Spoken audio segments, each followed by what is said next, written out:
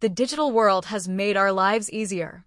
But for some people, it's not just a place to find entertainment, it's a battlefield.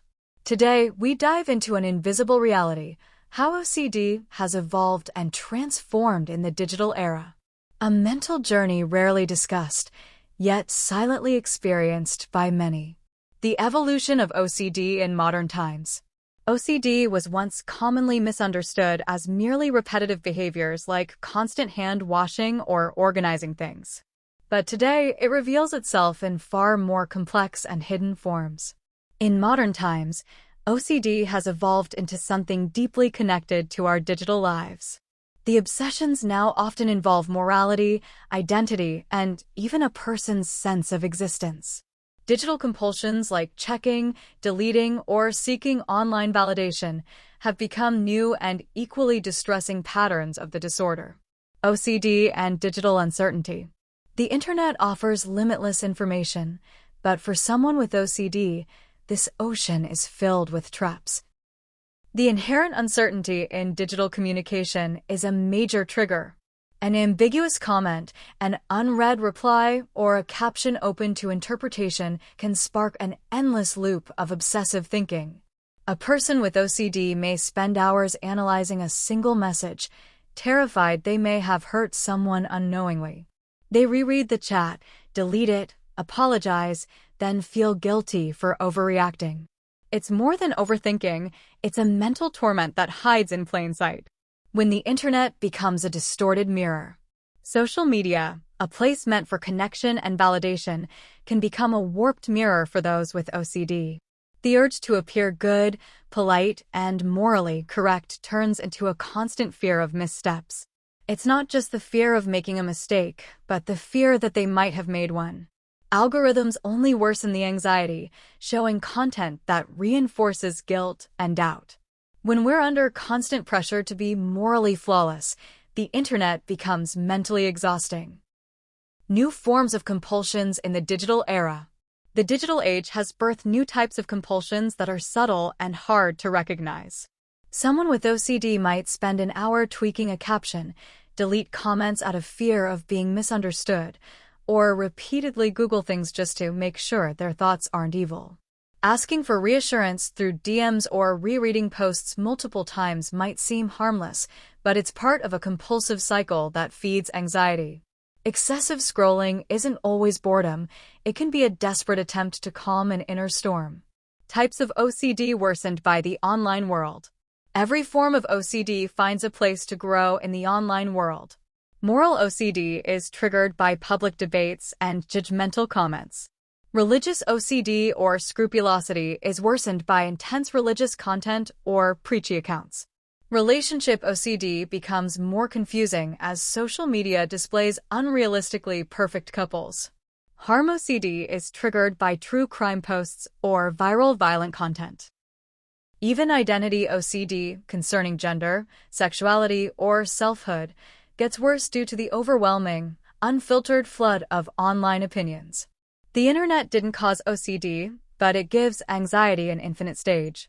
Subtle triggers, normal content, hidden impact. One of the most difficult parts of digital age OCD is how invisible the triggers are. It's not always extreme content that causes distress, but seemingly innocent posts. A short video about guilt, a comment that says true love never doubts, or a long thread on repentance can spark deep, lasting obsessions. In just one day, someone with OCD may encounter dozens of tiny triggers that snowball into full-blown mental exhaustion. Cancel culture and the fear of being exposed. Cancel culture has made many with OCD live in constant fear, not because they did something wrong, but because they might have and just don't remember. Thoughts like, what if I hurt someone and forgot? Or what if something I posted gets me canceled? Become daily fears. These aren't rational worries, but deeply ingrained obsessions. People with OCD feel responsible not just for what they say, but for how others might interpret it, even thoughts they never expressed. Digital isolation. Silence doesn't mean peace. As a result, many people with OCD choose to disappear online. They stop posting, stop commenting, even stop chatting. But silence doesn't equal peace. OCD doesn't go away when we go offline. In fact, in the silence, OCD can grow louder.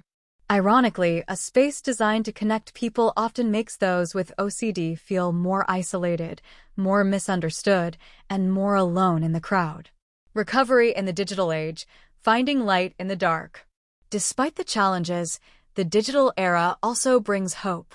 Many therapists now offer online sessions, making help more accessible. Supportive, educational OCD communities are thriving across platforms. You can start small. By recognizing your digital compulsions, setting healthy screen boundaries, and curating your feed. Unfollow anxiety-inducing accounts and follow voices that educate and empower. Most importantly, don't hesitate to seek professional help, especially ERP, exposure, and response prevention, which is highly effective for OCD. You are not your thoughts. The digital world will keep evolving. Triggers will remain. But we can learn not to respond to every one of them. You are not your thoughts. You are not the notification on your screen. You are not the mistake you fear you've made. You are awareness, learning to live with uncertainty. You are a person in progress. You don't have to be perfect to deserve peace. And you still matter, even in the middle of chaos. The risks of self-diagnosis in a clickbait world. Information is everywhere now, but that doesn't mean it's always helpful. Many people come across videos or posts about OCD and immediately feel like they must have it. But OCD isn't just having intrusive thoughts, it's a deeply disruptive disorder that impacts functioning and mental health. The problem isn't awareness, it's half-baked awareness. Self-reflection is healthy. But real diagnosis, support, and treatment must come from professionals who understand the full picture. Reassurance seeking as a digital addiction. In the online age, reassurance seeking has taken on a new, addictive form. People with OCD may constantly ask friends for reassurance through DMs, run polls about their personal feelings, or overanalyze comments to feel safe. This gives momentary relief, but strengthens OCD's hold in the long run. The internet becomes a tool for temporary comfort, but also for long-term suffering. Small moments that drain big energy. Others may see them as small, hesitating before clicking send, rereading an email 10 times, checking a message over and over. But for someone with OCD, these are moments of internal war. Every interaction is filled with fear. When people say, just relax, it's just a message, they don't see the storm beneath. This is why empathy matters, because not all pain is visible, especially in the digital world. FOMO and OCD, a mentally exhausting mix. Imagine you're trying to recover from OCD by limiting screen time. But then, everyone around you seems to be thriving, posting updates, achievements, laughter. You start to feel left out, irrelevant, disconnected. OCD adds a layer. What if you're missing something important? What if they're talking about you? This isn't about ego. It's about the fear of losing control. FOMO and OCD together create a draining emotional loop that's hard to break. Becoming overly self-aware. One of the silent effects of digital OCD is the rise in self-consciousness. People start to obsess over how they sound, how they appear, how they might be interpreted. They delete stories, change captions, avoid posting altogether. OCD makes every action go through a mental courtroom. And the digital world, fast, harsh, and unforgiving, makes the pressure worse. Healing doesn't always look like healing. Strangely enough, when someone begins OCD treatment, especially ERP, their symptoms may appear worse. Online, this can look like a breakdown. They're resisting compulsions, sitting with anxiety, allowing discomfort without fixing it. To the outside world, it may seem like regression. But this is actually progress. In a digital culture obsessed with visual improvements, internal healing often gets misread as failure. Rebuilding the relationship with yourself. OCD often damages the relationship you have with yourself. It makes you doubt your morality, your thoughts, your worth. True healing isn't just about stopping compulsions, it's about repairing that inner bond. Learning to forgive yourself for thoughts you didn't choose.